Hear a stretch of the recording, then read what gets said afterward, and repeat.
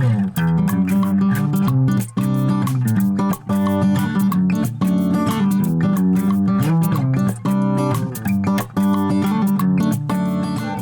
and welcome to the Scrubbed In series, the show that humanizes healthcare professionals by exploring who they are people before diving into their life in medicine. I'm your host Tarek, a surgical resident with a passion for storytelling in healthcare. In each episode, we connect the world of scrubs and stethoscopes with everyday life, so that medical folks and the general public can find common ground. Today, I'm thrilled to introduce our very first guest, Dr. Guillermo Medrano. He's a bariatric and robotic surgeon in San Antonio, Texas, and he was actually my chief resident when I was fresh into the world of surgery. I invited Dr. Medrano because I've always admired his confidence, discipline, and clinical excellence. But beyond the operating room, he's someone with a remarkable personal journey, from growing up in Mexico to becoming one of the very few medical graduates to secure training in surgery in the United States in 2016. We're going to unpack the person behind the surgeon's mask and learn about his life, his challenges, and uncover the personal journey that fuels his work in medicine. So whether you are in healthcare or just curious about the humans who heal us, get ready for an inspiring conversation, and let's dive in.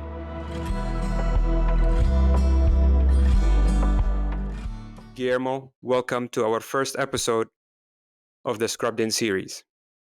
Hi, Tarek. Thank you for the invitation. I'm very honored. It's really a pleasure to have you here in this podcast. I didn't know that I need to make a podcast to catch up with you after all those years. I know, right? It's been a long time. It's been a very long time. So, before we get to know Dr. Medrano, I wanted to talk about Guillermo's upbringing. How did he start and discover his passion for medicine and surgery? His upbringing back home, and if there was any family's influence in shaping you to the physician you are today. Well, yeah, I was born and raised in a small city in Mexico called Chihuahua. It's actually a border state very close to Texas, where I'm currently practicing and residing. And I really knew from a young age that I wanted to do surgery. Most of my uncles were in the medical field, and the vast majority of them were a surgeon of some sort. One of them was actually my inspiration. He was very, very knowledgeable. He cared for patients, and he was not the typical old school surgeon. He was always very well collected, and he liked to teach, and he always put patients before himself. And when he took me as a teenager to do rounds with him in the hospital, the way he treated patients just inspired me not just to be a doctor, but to be that type of doctor. One who cared about who was around him, not just patients, but also the staff.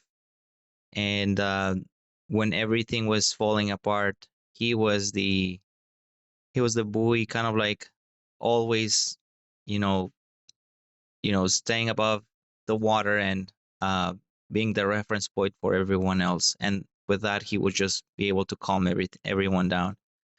And it's hard to do, but I was able to learn from him and use it sometimes. Sometimes I'm not that well collected, but I try. Interestingly, he invited me to do surgeries very early on, like when I was in high school. The first few ones, I was getting a bit dizzy because of the smell of the cautery and so on. But I thought I was not meant for surgery because of those kind of like almost fainting episodes. But again, he was a very great, he is still a great person, and he will reach out to me and said, you know what, that happened to me as well when I was just starting.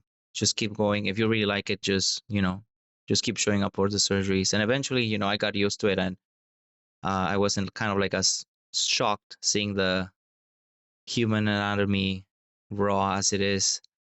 And one of those first few surgeries was actually on my own father. He actually had a sleeve gastrectomy.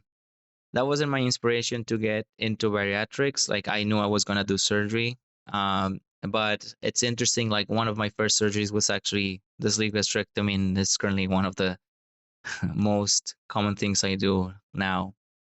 Um, I always tried to do well in school because I thought striving in school translates into being a better and prepared surgeon, a physician as a whole, and thus better care for patients. So, as part of the requirements to get your medical diploma in Mexico, you have to do a 1 year program in which you serve the country back. And because of my grades and on a national test that I took, I was able to have that year um, to be placed. I was able to actually have that year spent in Baylor in Houston doing research instead of going to a small town, less than 1,000 people to be the primary care doctor, let's say over there. Because I was shooting to try to come to the States, and I knew getting my foot in was the very first step. And I spent a couple of years doing research, doing the steps, applying to residency programs, and statistically speaking, I knew I was probably going to end up doing a preliminary year. But I was fortunate enough that I found a program that they believed in me. They thought I had potential, and I was able to be the only categorical resident from who was not a U.S. citizen in 2015 to match into a surgical position. So I'm lucky and honored to be in that, to have been able to accomplish that. And then, during residency in City Hospital in New York, the big trauma center, third busiest city in the country. Hectic, but every drop of sweat made it worth, because it helped me see so much, so many different anomalies, and you know this is the classic scenarios in which or this is the classic setting in which you cannot actually open a book and find out what you're supposed to do. You got to come up with a very clever, intuitive solution with which you can actually fix a problem, either because you don't have the very high-end specific tool, or because, I don't know, the bullet went through a weird space in a weird angle, and now you gotta juggle and, I don't know, do different crazy things you never thought were possible. Um, Great experience, great ride. The city itself, hectic, and just added more stress and burden, and with the a very hectic surgical training. But it was worth it. Commuting to the hospital took me at least 40 minutes. I live in different parts of the city because my wife herself was also in training, but she was training in New Jersey. So we only owned a car, one of those smart cars, in order to be able to just park anywhere and not pay for the for the parking garage space. Yeah. And so she would drive to New Jersey, and I would, you know, I would take the train, but because there's no really west to eastbound buses early in the morning, like, I mean, they show up at this like once in every hour. I would run from, the um, Hudson Heights area all the way west, going through Harlem into the Bronx at around 5 in the morning. And that was great cardio, because I had to make it on time just to be on time for rounds, and also to not get in trouble. I remember, yeah, you always came, after a long run. Is this still your way of Yeah, unwinding from your stressful day or a long day at work?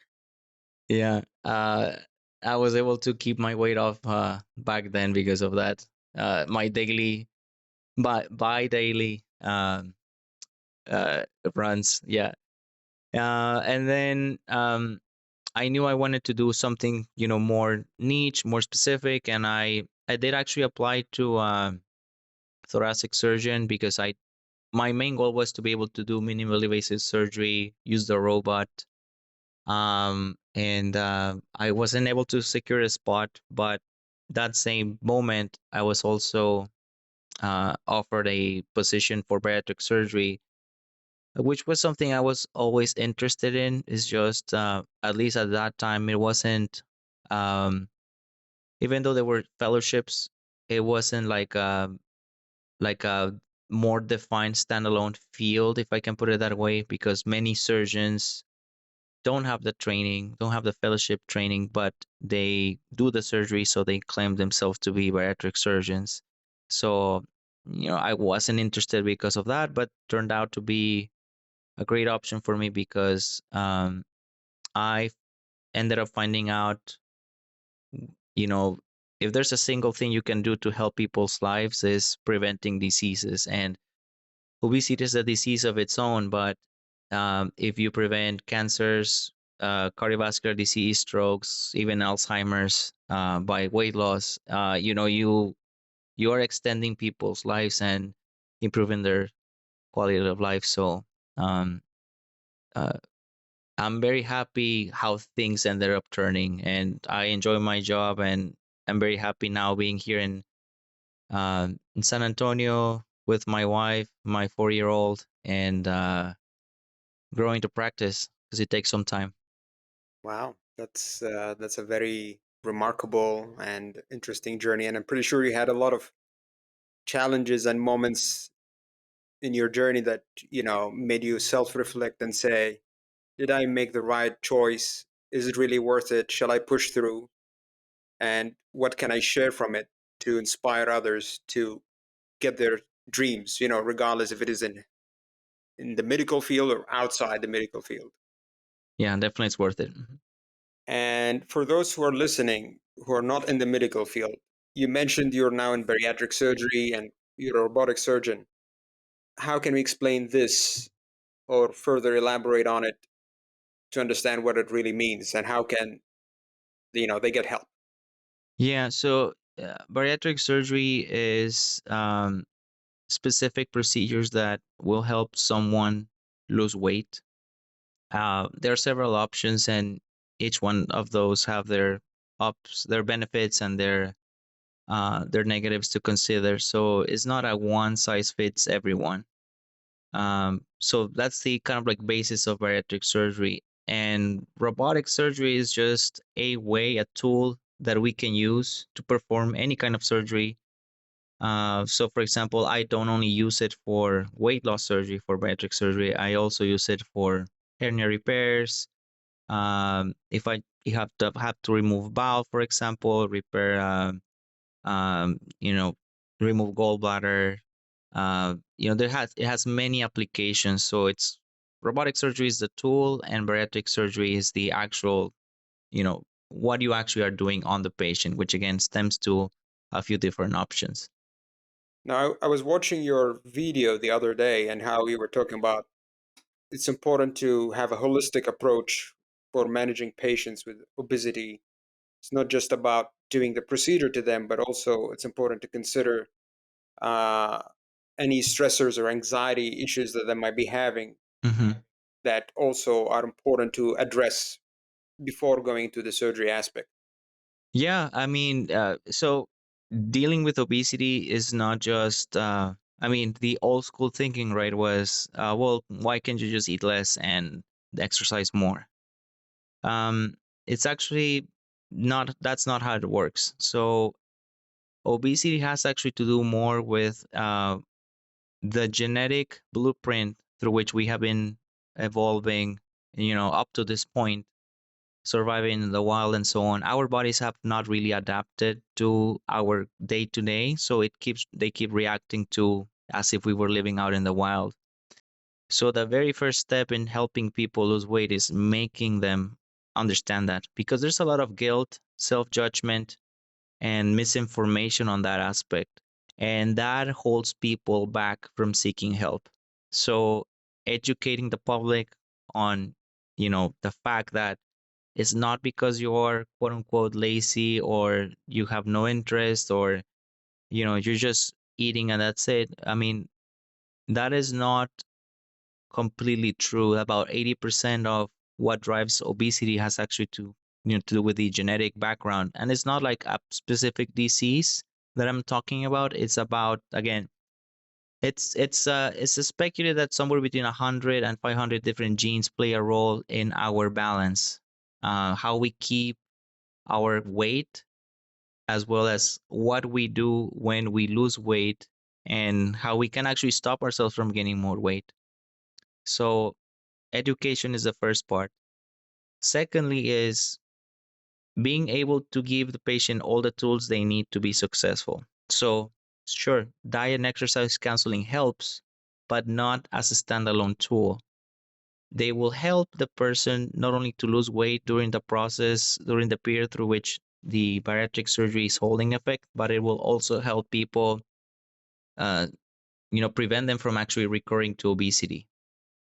Having mental health counseling as well helps because although anxiety, depression tends to improve after bariatric surgery, we gotta make sure they have support in dealing and coping um, with whatever issues might come in the future, because they might, if those problems are not solved, they might recur to binge eating as, again, as a coping mechanism, not necessarily because their bodies are asking them to do it, but it's just the way they deal with anxiety, for example. And then, of course, if they have any sort of medical problem that is out of my scope, you name it, heart disease, sleep apnea, whatever it is, having the right uh, team members, the right people to refer to, and the ones you can rely on, and the ones that are advocating for the patient is very important, so that patients ultimately get um, not only get the results that they want, but also doing it in a safe way. Wow. So it's interesting that you're saying that our genes has more of the impact than just the diet and exercise, and how our bodies have not yet evolved to deal with our daily diet. Is there a certain, like, BMI, for example, that the gene effect is more predominant in determining whether you're gonna keep off your weight, maintain your weight, or gain your weight? Yeah, we don't have like a well-defined, let's say, BMI. So for the purposes of this conversation, we're gonna use BMI as like the golden, ruler, let's say, through which measuring everything. But essentially, there is a point in which our excess fat accumulation overdrives certain mechanisms, and you get into an imbalance in which, let's say, our body gets greedier and wants to accumulate more fat. And by accumulating more fat, you get more inflammation, more disease, and you accumulate more fat. Not only that, when you actually get to the point of obesity and you're trying to lose weight with diet and exercise, the reason it's unsuccessful is not because, again, lack of will or anything like that. People, believe it or not, are actually telling the truth. Like, people are saying, I am actually just eating once a day, maybe, and I'm eating fruits and vegetables, and I am still gaining weight or not losing weight. The reason for that is because our body um, adapts to the change in the calories we're actually taking in. So, to put an example, let's say someone is eating the standard American diet, tacos, pizza, burgers, and then decides to start a diet, right? Because that's the first thing comes on in mind. Let me just eat healthier, better, so I can lose weight. At first, this works, but normally doesn't even get to 5% of weight loss before our body says, hey, we were burning more energy because this change in diet meant probably there was something wrong with the environment. Something happened that you were forced into this. Maybe you got chased by a bear out of your home or whatever, or there was a fire or whatever happened. But now we can keep going on this track because we are going to run out of energy. Thus, we're going to die. So your body starts to shut down the metabolism, and it basically it's very wise and basically makes it match to the amount of energy you're taking in. How does it do it? Well, it slows down the metabolism, and you see it in the form of, let's say, maybe if you're feeling colder, feeling more tired, taking longer naps, or taking naps if you didn't take any, sleeping longer, being more irritable. Those things people notice when they're on a diet, they are the safety guardrails that our bodies taking in place so that we can survive and withstand the quote unquote starvation mode. And then, at some point, we live in the land of abundance. So eventually, that person is going to end up stumbling upon a piece of cake, ice cream, whatever it is, because, you're going to go to someone's birthday party. And when you eat something that is processed, highly concentrated on calories, that triggers kind of like the opposite response in our body, and basically goes, "Hey, I found food, go at it, just make the most, because we gotta regain that food, that energy we lost." Yeah, so once we encounter that processed food, the body kind of like tries to compensate for the amount of energy that we lost. So it goes, it encourages you, gives you more hunger, more appetite, stimulates your metabolism, and so on, and people can see themselves uncontrollably eating. Um, and again, all of this, in a very simplified way, all of this is a way for our body to survive. Now, this works perfectly, right? When you are out in the wild, without any guarantees. But when you do have access to food, it becomes a problem, because then your body just asks for more. And every time we tend to regain weight, we usually regain a little bit of extra weight from the amount of, from the baseline weight that we started our diet, because our body, is very wise and basically says, let me get a little bit of extra insurance in case something like this happens again. So sadly, people who try the hardest are the ones that, get these swings of weight. So it's actually better to just steadily gain weight instead of having this weight loss, weight gain. There's more cardiovascular disease having this kind of like weight swings.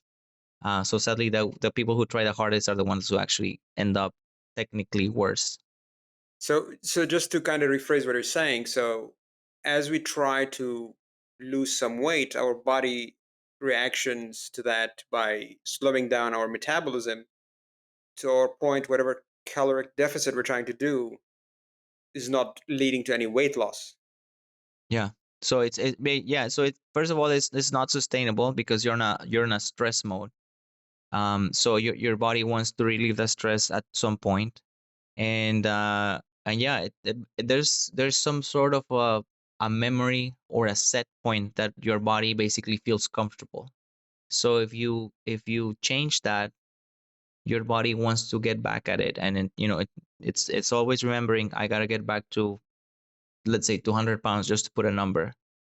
And uh and uh that is why it's hard for people to anybody can lose weight, but the question is, can you keep it off? That is the trick. Can you keep it off? And how much weight can you lose? So yeah, it's not as straightforward as just eat less and do exercise. Again, if anything, it will account for about 5% of total weight loss. So again, if someone weighs 200 pounds and they do diet and exercise, they will tend to lose about 10 pounds, maybe. Again, this is an average, so they can lose more or less, and then stagnate. This is for the vast majority. There are exceptions to the rule, yes, but about 98% of the diet and exercise attempts end up failing. So that's very actually interesting, since obesity is a disease and it's very prevalent within the society. I mean, I think roughly it's about 32% is the prevalence of obesity nowadays in the country. At what point should people seek professional help from a bariatric surgeon or any nutritionist? to help maintain their efforts of weight loss? And what are the modalities that they need to consider first? Is it first, let's give them a try of exercise and dieting for a period and see what are their outcomes are, and then considering surgery, or how does it work?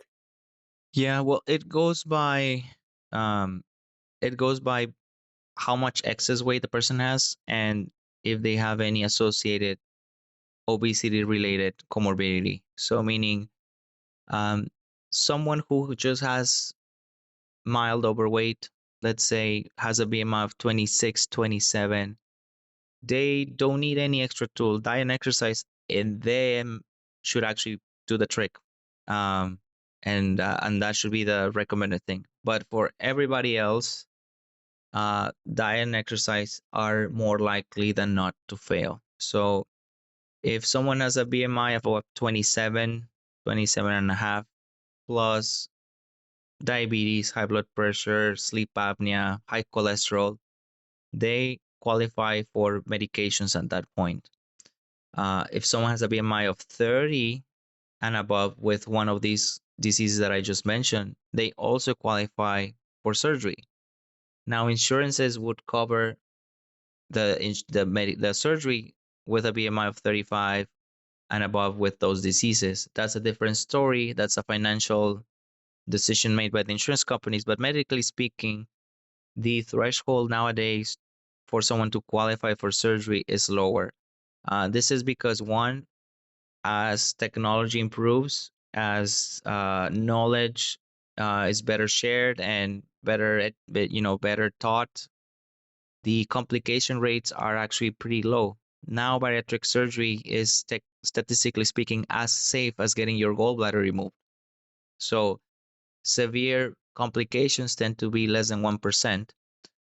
Mortality rate is less than 0.01%. So, I mean, it's so low that we have to put 0.01 because, we're going to go several digits down. But that's how safe it is. And second is, on average, people, if they qualify for weight loss surgery and they ended up having it, they tend to extend their life expectancy somewhere between 4 to 7 years, depending on what age they had their surgery, depending on how many diseases they already had and had how advanced those diseases were. Um, but maybe equally important, the quality of life, right? A lot of my patients come in. So the vast majority are women. About 80% of bariatric surgery patients are women. Um, and they normally come when either A, they are mothers of young kids because they can see, like, I cannot chase my kid, I cannot go and tie their shoes, or they became grandparents, kind of like same thing. I cannot chase my grandkid and enjoy my grandkid. um, of course they have their health problems and so on, but their deepest motivation is being able to enjoy life at that moment. Wow. Now, you're mentioning that ladies are more likely to seek bariatric surgery than men. Is this because ladies tend to be more conscious about their body physique than men, or men have stigma about weight loss and doing bariatric surgery? I think there's a few things. Of course, I think there is more social pressure on women. Uh, women being criticized by both women and men in terms of their looks and expectations how they look. That for sure I think plays a big role. But also, I think when I have a conversation with women as opposed to men, I see women are a bit more receptive at listening kind of like the facts and me explaining them, what, medication for you, uh it's going to help you, but it's not going to be enough for you. Like, I'm expecting for you to lose X amount of weight. That means you still have this X amount of pounds of excess weight. Thus you will still have many medical problems and so on. So when I explain women, most of them tend to be more receptive and agreeable to actually change their mind and do surgery because I don't know what it is. but maybe they also have less. Maybe they feel there's also less stigma to it. I think men also might be feeling that is quote unquote the easy way out or extreme or unnecessary than women feel. Which that's not true. It's the easy way out part, for example, obesity being so devastating, and I think it's underappreciated how devastating obesity is because of all the ramifications that it can actually uh, uh, end up causing. Um, if you change the word obesity for cancer and you say, "Oh, your surgery for cancer is excessive or is the easy way out," um, well, you wouldn't say it's excessive, right? You say, "Well, it's the treatment," and then if you say it's the easy way out, please, so be it. I want to get rid of my cancer, right? With obesity, the problem is that it's seen as a, I don't know, like a choice. Like if someone would say, "I want to deal with obesity now and keep getting it worse," like no one says that, because it's a disease. And even how we approach the naming of the disease, right? You don't go and say, "Look at that guy, he is cancer," right? But we do that with obesity. We say he is obese. So even that, it's almost like it's a personality trait, right? More than a disease. And again, education, I think, is something important that we need to do to help people realize that it is something that needs to be dealt with. And you mentioned that nowadays the complication rate of bariatric surgery is very low and is same as gallbladder surgery. What's the usual or the average recovery time for the patients after undergoing such operations? So the expected pathway to recovery is as follows. So people normally tend to come in, have surgery, and after they wake up from surgery, they're drinking, walking around. And I prefer to keep patients at least one night because, it's common for people after bariatric surgery to feel nauseous, not drink enough, and then they come back to the hospital with dehydration. So for any of my surgeries, I keep them one night. And then the following morning, if they're feeling fine, drinking enough, their pain is well controlled, I let them go home. Now, they should be active. I encourage them to walk, even go up and down stairs. I don't know, cook, fold laundry, but not to do any heavy lifting. Anything more than 10 pounds might be a bit too much. But not because of the whatever I do with the bowel and the stomach, but because of a risk of having a hernia from one of the spots that, the truckers went through, and I actually brought my instruments in.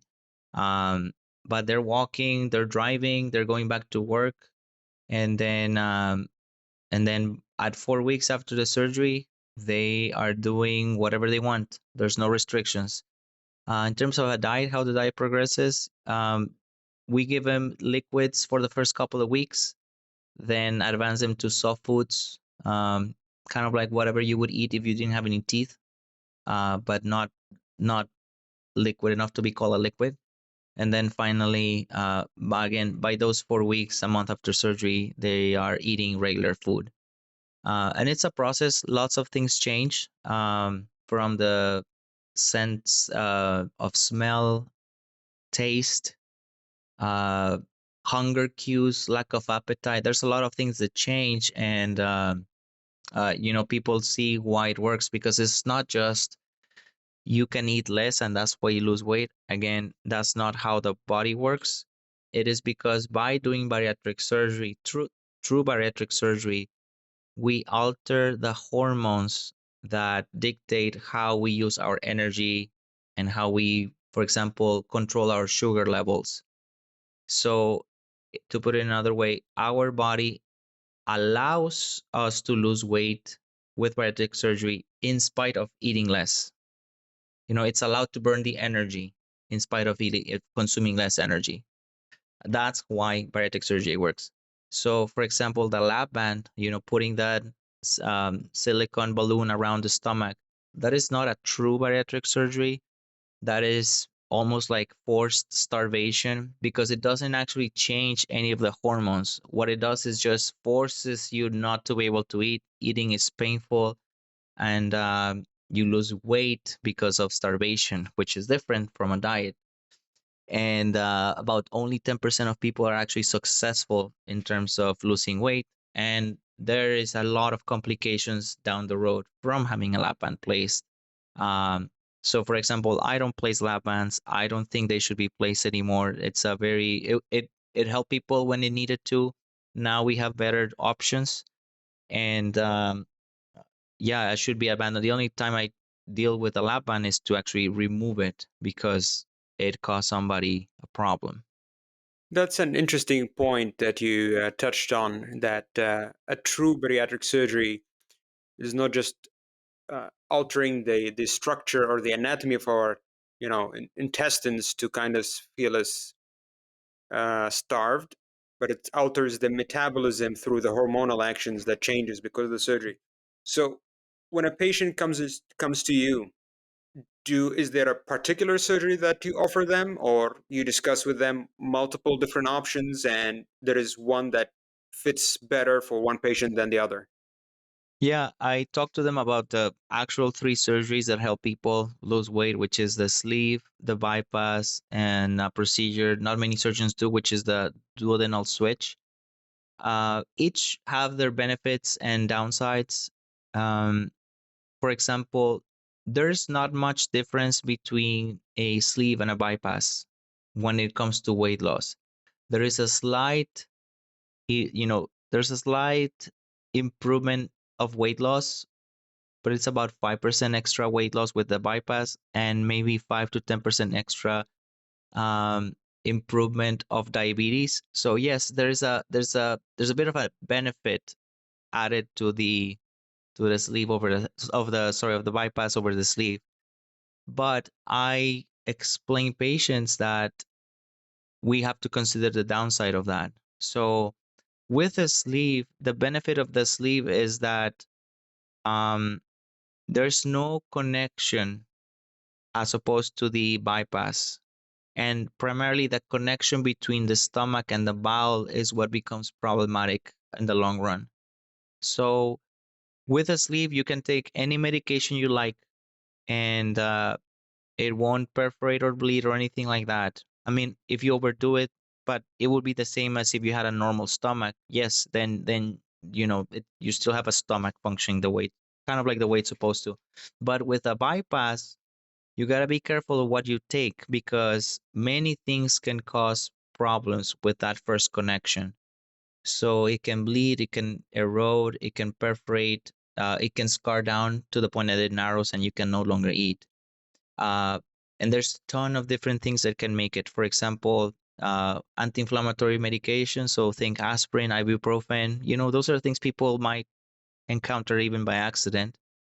Uh, Steroids. So if someone has asthma, some sort of autoimmune disease, and they need a push of steroids, COPD exacerbation, that can actually hurt the connection. Again, I'm talking about after everything heals, so years down the road. You develop a cancer, chemotherapy can break it down. I mean, not all chemotherapy, certain kinds.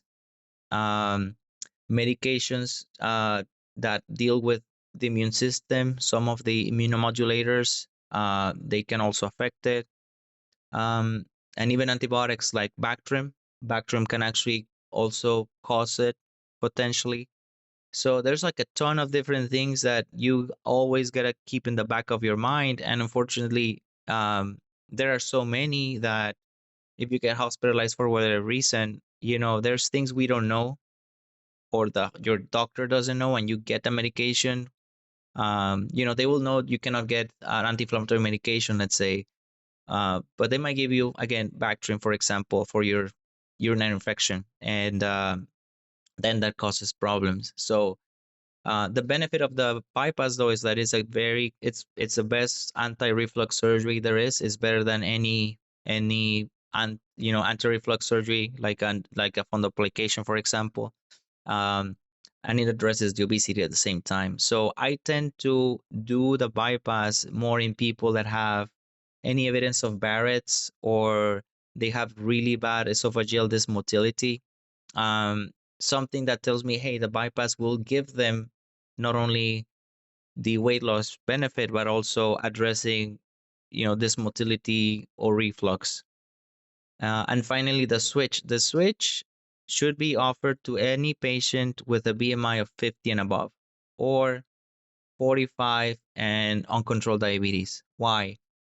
The degree in which the hormones, the metabolic hormones are released because of the switch is so potent that people tend to lose on average about 90 pounds in 3 days after the switch, as opposed to about 40-45 after a sleeve or a bypass in those same 3 months. And then on top of that, statistically speaking, about 99% of people that had type 2 diabetes, starting a week or two after surgery, all the way down to 2 years, they had remission or improvement of the diabetes, meaning they're no longer on medications and their hemoglobin A1C is under control. Again, it starts 1 or 2 weeks after surgery, meaning it's not even weight loss dependent, because again, those hormones also dictate how we manipulate our sugar levels, and that's why you get that added benefit. As opposed to, for example, the bypass is maybe 60%, the sleeve maybe 50% when it comes to diabetes improvement. So this is another way we should consider the switch. Also, the switch is also an anti-reflux surgery itself, so it is less effective than the bypass. But I would say if the BMI is above 50 and you have reflux, probably a big component of the reflux is the obesity itself. So addressing the obesity properly will also address the reflux. But yeah, it's a conversation that I take with the patient, and the patients also have their what my goal is to educate them, and then ultimately they decide what they think is best for them. Of course, the more we start talking about bypass or switch, there's some deficiencies that might occur and they are dependent on supplementation. So that's another consideration. But the way I put it is this way: instead of you taking, your insulin or your high blood pressure medication, you're taking vitamins instead. So I would take that deal any day. Right, right. And that's actually very interesting to know about what bariatric surgery can do for you and what beneficial effects it has. Now, in terms of the weight loss, what are the expectations of the patient after, let's say, 1 year of the procedure? Mm-hmm. Do they lose all their excess body weight? Do they become of a normal BMI? What are the parameters or the end goal that we're looking at? Yeah, so it also goes by BMI. So, for example, anybody with a BMI up to 45, it's almost a guarantee that a sleeve or a bypass will do the trick in terms of weight loss. So, your goal when you're doing surgery or even medication is defeating obesity. So, if you get the person to overcome obesity having a healthy or at least an overweight range BMI, you don't let that disease to come back. So you need them to lose enough weight for you to get to that point. Um, so if your BMI is less than 45, the sleeve and the bypass will tend to give people about 70, maybe 80% excess weight loss. That tends to do the trick. The switch, on the other hand, will basically get you there almost regardless of your BMI. So if your BMI is above 50, though, and you do a bypass or a sleeve, you would only lose about half of the excess weight. So you don't beat obesity, thus obesity comes back. And this is the stories of people saying, well, my friend had a sleeve or a bypass, he lost 100 pounds and then he gave them all back.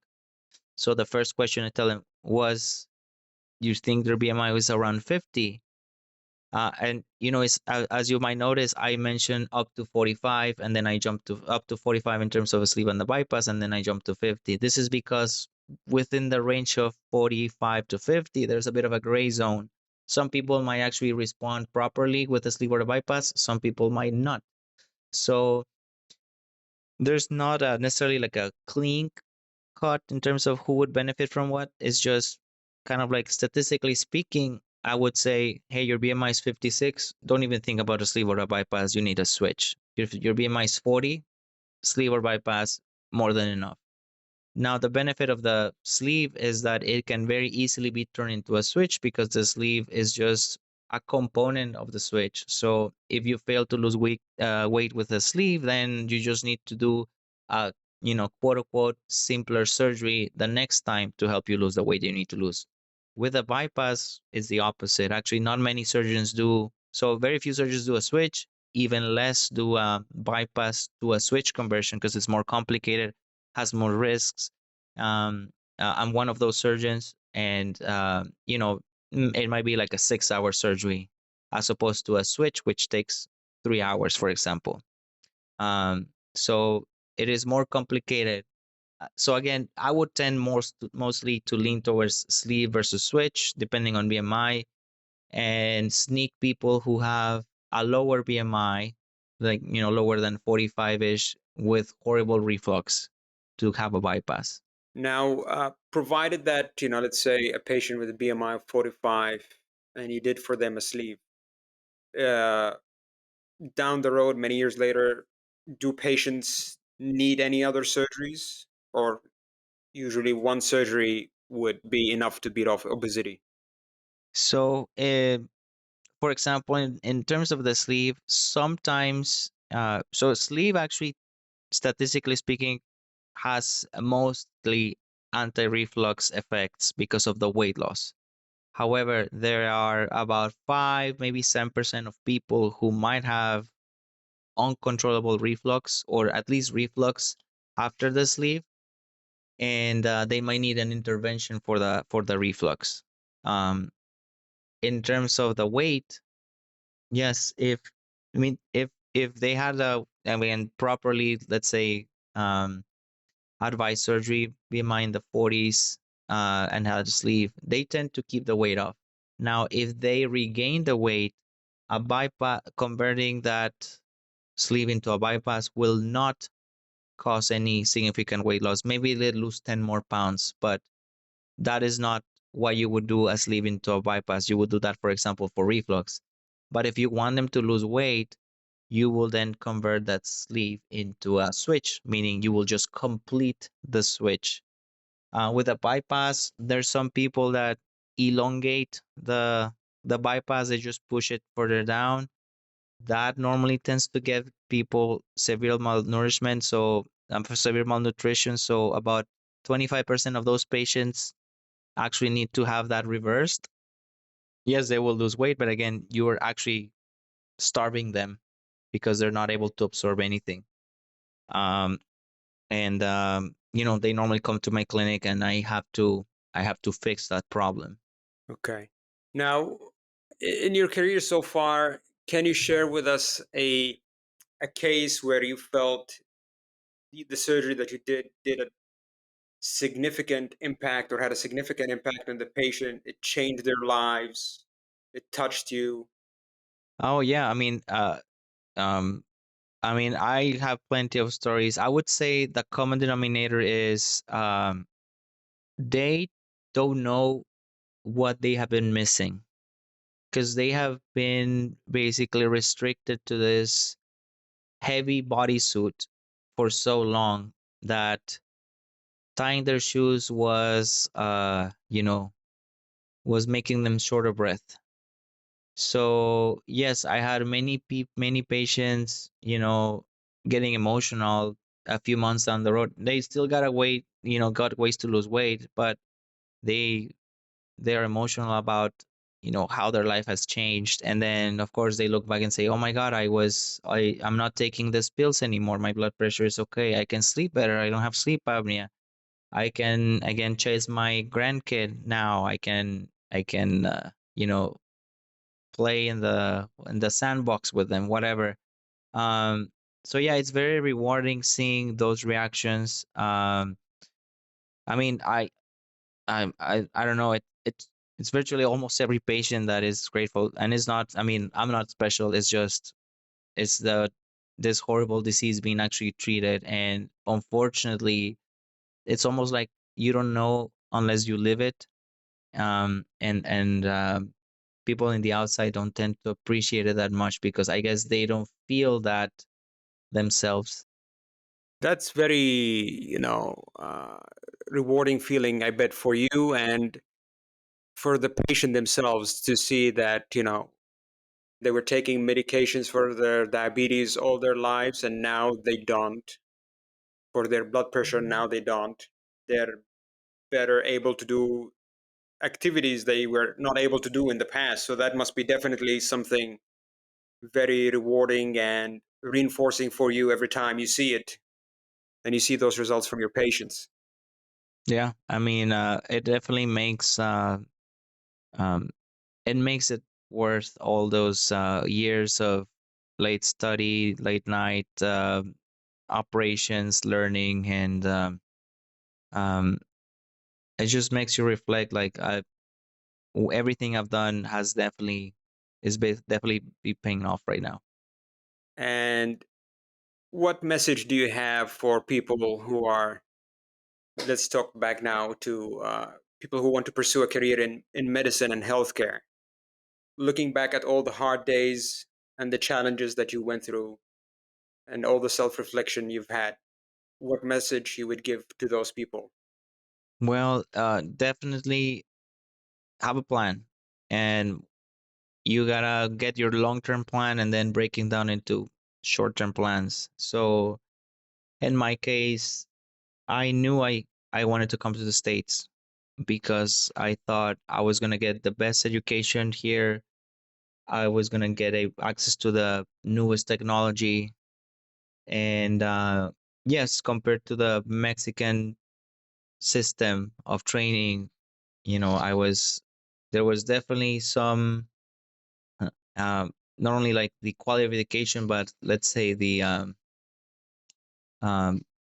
the treatment as at a human level, it's different. And during my medical school, I saw what I was like. I want to be a surgeon, but I don't want to go through it. I don't want to go through that. Um, and I mean, there are great surgeons in Mexico and every part of the world. Um, and probably a lot of people better than me all across the world. But I knew I had to come here to because it was going to be the best thing for me and thus my patients. Wow, Guillermo, we really had a great conversation about bariatric surgery, the great impacts it can have on patients and how it can dramatically change their lives. And I want to say thank you for being our first guest in the Scrubbed In series. And ladies and gentlemen, that's a wrap for today's episode of the Scrubbed In series. I hope Dr. Medrano's journey from an inspired kid in Chihuahua to a trailblazing surgeon in the US touched you as much as it did me. We got to see the human side of a doctor, someone who faces challenges, values family, and cares deeply about his patients, and still finds time to grow as a person. Dr. Medrano, thank you for reminding us that behind every white coat is a human being with a story. Your discipline, compassion are something I'll carry with me in my own career, and I'm sure our listeners will too. Dr. Guillermo Medrano, you've officially been scrubbed in. If you enjoyed this conversation, please subscribe and leave a review. It really helps us connect more people with these inspiring stories. The Scrubbed In series is all about bridging the gap between healthcare workers and the communities they serve, one story at a time. Thank you for listening. Stay safe and stay human. Until next time, this is Tarek signing off.